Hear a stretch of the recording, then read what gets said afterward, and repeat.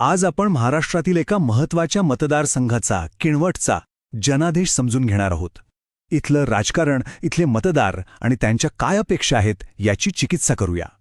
तर आपला हा प्रवास 5 टप्प्यांतून जाईल. आपण आधी जमिनीची स्पंदनं म्हणजे तिथली परिस्थिती समजून घेऊ, मग निवडणुकीचे आकडे, त्यानंतर जनादेशाची चिकित्सा, प्रशासनाचा एक संभाव्य आराखडा आणि शेवटी पुढे काय करायला हवं यावर बोलूया. चला तर मग सुरुवात करूया पहिल्या भागापासून. किनवट जमिनीचे स्पंदन. बघा, कुठलाही निवडणूक निकाल समजून घ्यायचा असेल तर आधी त्या मतांमागच्या माणसांना आणि त्यांच्या रोजच्या जगण्याला समजून घ्यावं लागतं, नाही का? तर किनवट मतदारसंघ नक्की आहे कुठे? हा नांदेड जिल्ह्यातला अनुसूचित जमातीसाठी राखीव असलेला एक ग्रामीण मतदारसंघ आहे आणि इथली अर्थव्यवस्था मुख्यत्वे शेतीवरच चालते. आता सामाजिक समीकरणांकडे पाहूया. इथे कुणबी आणि मराठा ओबीसी समाजाचं प्राबल्य आहे, पण त्याचसोबत अनुसूचित जाती, जमाती आणि मुस्लिम मतदारही लक्षणीय संख्येत आहेत. म्हणजे या सगळ्या गटांची मोठ बांधल्याशिवाय इथलं राजकारण पुढे जाऊच शकत नाही. पण ह्या आकड्यांच्या पलीकडे इथले मतदार रोजच्या जगण्यात नेमकं कशाशी झगडत आहेत?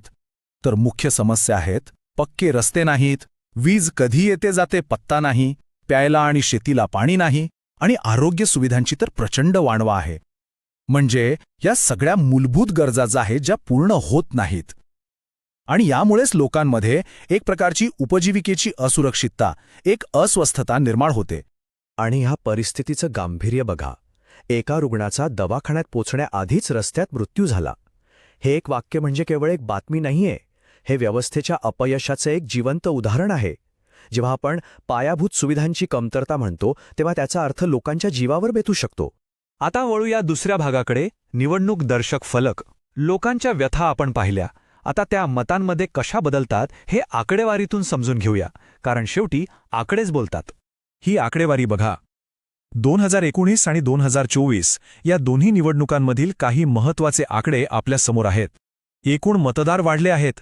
मतदानाची टक्केवारी जवळपास सारखीच आहे, पण मतांच्या टक्केवारीत मात्र लक्षणीय बदल दिसतोय. आणि या बदलातला सगळ्यात मोठा आणि महत्त्वाचा संकेत आहे विजयाच्या फरकातला बदल. 2019 मध्ये जो फरक साधारण 13,300 मतांचा होता, तो 2024 मध्ये थेट 5,636 मतांवर आला. म्हणजे विजयाचं अंतर निम्म्याहून जास्त कमी झालंय. याचा स्पष्ट अर्थ असा की सत्ताधारी पक्षाची मतं मोठ्या प्रमाणात कमी झाली आहेत. पुढे जाण्यापूर्वी एक गोष्ट लक्षात ठेवणं महत्त्वाचं आहे की आपलं संविधान प्रत्येक नागरिकाला सन्मानाने आपलं मत मांडण्याचा अधिकार देतं. माहितीपूर्ण सार्वजनिक भाषण हे आपल्या लोकशाहीचा आधारस्तंभ आहे, पण ते जबाबदारीने यायला हवं. आणखी एक गोष्ट लक्षात घ्या. इथलं मतदान जवळपास 71% स्थिर आहे. याचा अर्थ इथले मतदार राजकीयदृष्ट्या खूप जागरूक आहेत. ते मतदान करायला बाहेर पडतात. त्यामुळे इथले निकाल हे लोकांच्या उदासीनतेमुळे नाही, तर त्यांच्या जाणीवपूर्वक घेतलेल्या निर्णयामुळे लागतात. लहान सहान बदलही इथे मोठा फरक घडवू शकतात. आता जरा इतिहासात डोकावूया. गेल्या काही निवडणुकांचे आकडे पाहिल्यावर एक गोष्ट स्पष्ट होते. किनवट हा कोणाचाही गड नाही. ही एक स्विंग सीट आहे. कधी राष्ट्रवादी काँग्रेस शिखरावर, तर कधी भाजपची मतं दुप्पट, कधी मतांचे विभाजन, तर कधी राष्ट्रीय लाटेचा प्रभाव.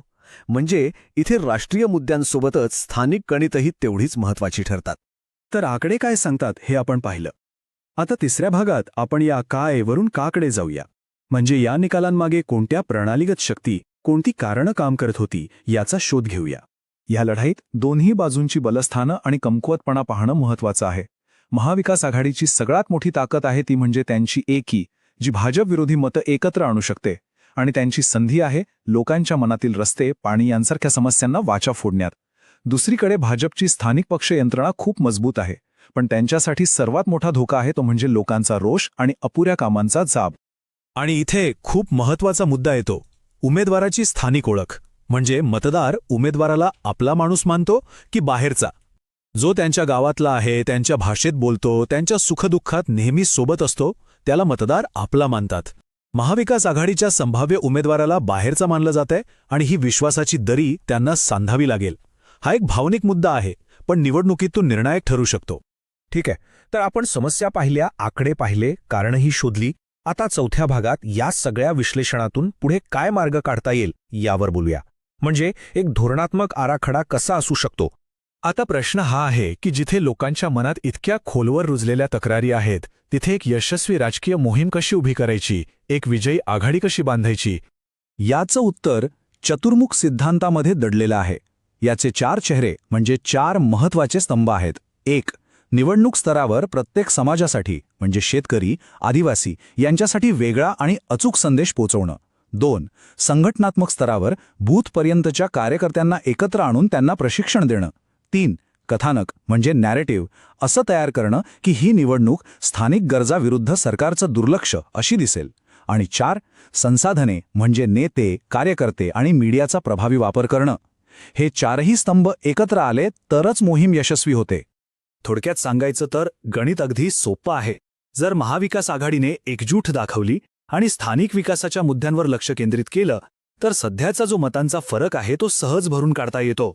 आणि हे प्रत्यक्षात कसं आणायचंय तर त्यासाठी ही 90 दिवसांची रणनीती आहे.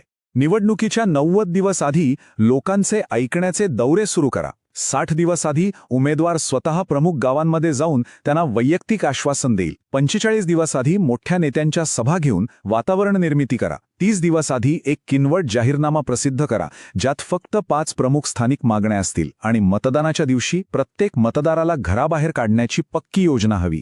हा केवळ आराखडा नाही, हा विजयाचा मार्ग आहे. आता आपण शेवटच्या टप्प्यात आलो आहोत. पुढील वाटचाल. या रणनीतींचा विचार करताना आपली कृती घटनात्मक मूल्यांवर आधारित असणं अत्यंत महत्त्वाचं आहे. खरं प्रतिनिधित्व म्हणजे प्रत्येक व्यक्तीच्या प्रतिष्ठेचा आदर करणं. शासन हा एक विश्वास आहे आणि तो विश्वास आदरानेच निर्माण होतो. हे सगळं विश्लेषण फक्त निवडणूक जिंकण्यापुरतं नाही तर लोकांचा विश्वास कसा जिंकायचा आणि तो टिकवून कसा ठेवायचा याबद्दल आहे. या सगळ्या चर्चेचा सार काय तर किनवटमधला जनादेश हा सशर्त आहे. तिथले मतदार जागरूक आहेत, ते कामगिरी बघूनच कौल देतात. त्यामुळे विजय हा कधीच कायम नसतो, तो लोकांमध्ये जाऊन काम करून प्रत्येक वेळी नव्याने जिंकावा लागतो. आणि जाता जाता एक महत्त्वाचा प्रश्न. जेव्हा आश्वासनांमधली पोकळी आणि जमिनीवरचं वास्तव यातलं अंतर लोकांच्या जीवन मरणाचा प्रश्न बनतो तेव्हा खऱ्या लोकप्रतिनिधित्वाची व्याख्या काय असायला हवी? जेव्हा खराब रस्त्यांमुळे कोणाचा जीव जातो तेव्हा राजकारण हे फक्त मतांचं गणित राहत नाही. हा प्रश्न केवळ किनवटचा नाही, हा आपल्या सगळ्यांच्या लोकशाही समोरचा प्रश्न आहे. जर तुम्हाला लोकाभिमुख नेता बनायचा असेल आणि तुमच्या मतदारसंघाचा विकास करायचा असेल तर blueprintstrategies.ai शी संपर्क साधा. ईमेल करा mgr@blueprintstrategies.ai वर किंवा फोन करा 08042041602. राजकारणापलीकडचा उद्देश.